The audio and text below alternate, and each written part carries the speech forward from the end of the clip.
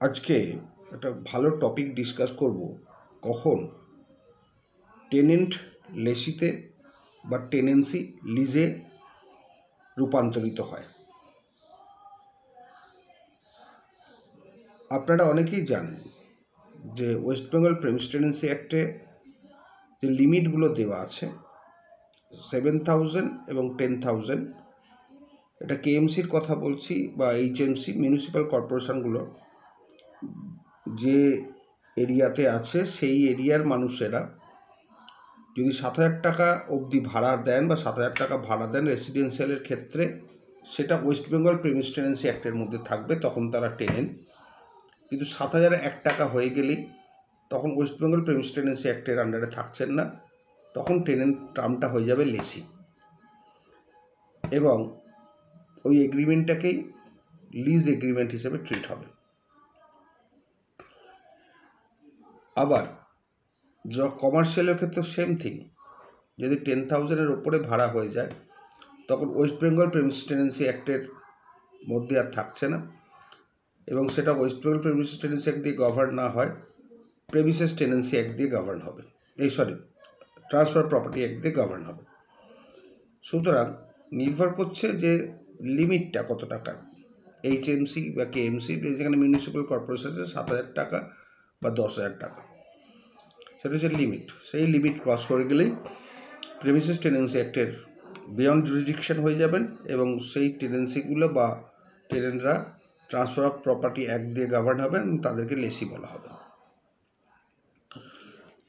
সাধারণত লিজে কি হয়, 21 বছরের লিজ রেজিস্ট্রি করাতে হয়, কিন্তু এক্ষেত্রে রেজিস্ট্রির কোনো ব্যাপার নেই। কিন্তু অসুবিধা হচ্ছে এখানে কিন্তু তাহলে 2G লাই করবে না।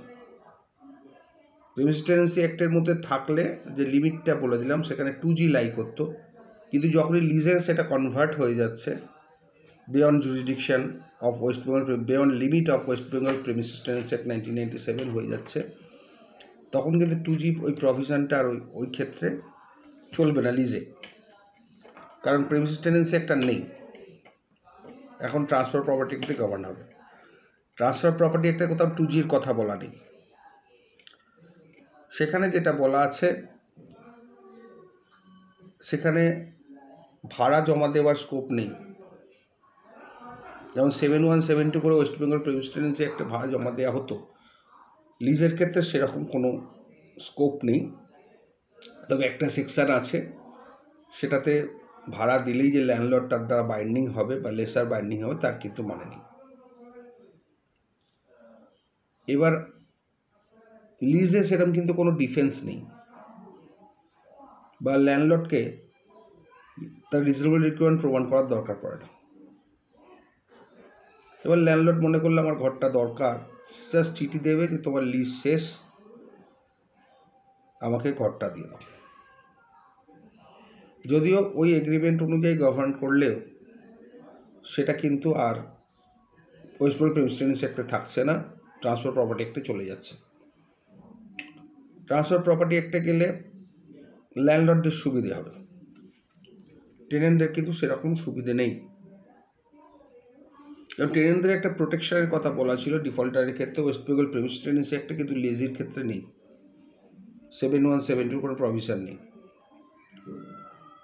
এবং উচ্ছেদের নোটিশ দিতে হবে, সেকশন 108 বা আর একটা সেকশন আছে, সেই সেকশন অনুযায়ী উচ্ছেদের নোটিশ দিতে হবে। উচ্ছেদের নোটিশ দিলে তারপরে আপনি 14 দিনের নোটিশ আছে, তারপরে আপনি মামলা ফাইল করতে পারবেন। তবে সেই নোটিশটা অতটা ম্যান্ডেটরি নয় যে নোটিশটা ওয়েস্ট বেঙ্গল প্রেমিস টেনেন্সি অ্যাক্টের কাছে ম্যান্ডেটরি ছিল।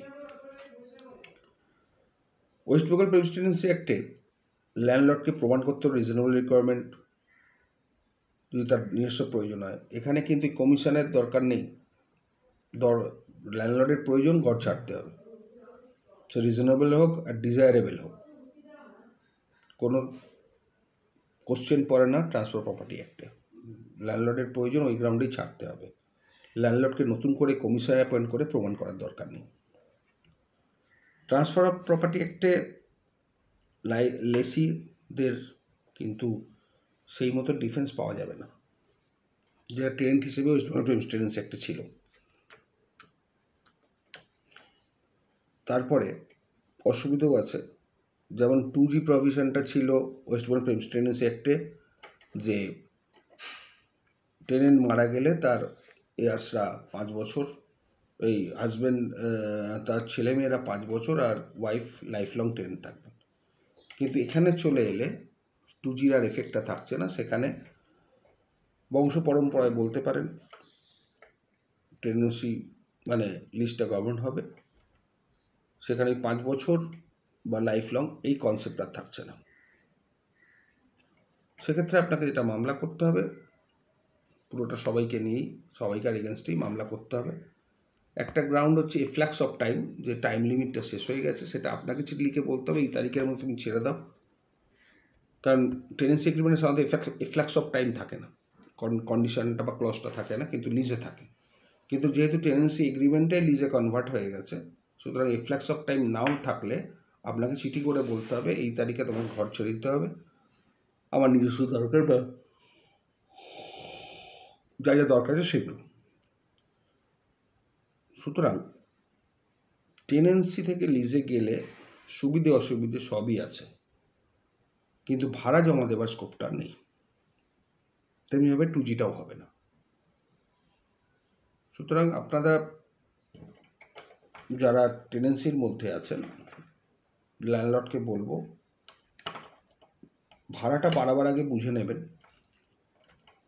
যদি আপনার 7,000-এর উপরে ভাড়া করে দেন রেসিডেন্সিয়ালের ক্ষেত্রে বা কমার্শিয়ালের ক্ষেত্রে, তখন কিন্তু 2Gটা সুযোগটা পাবেন না, বা ওয়েস্ট বেঙ্গল প্রেসিডেন্স যে বেনিফিট সেগুলো পাবেন না। আবার অন্যদিকে লিজে চলে গেলে টেনেন্টরা টেনেন্সির বেনিফিটটা, প্রোটেকশনটা পাবেন না। দুজনেরই সুবিধে অসুবিধা আছে। আজকে এই বলে শেষ করছি। অনেকেই এই লিজ নিয়ে অনেকগুলো জানতে চেয়েছিলেন, আশা করি বুঝতে পারলেন। ভালো থাকবেন।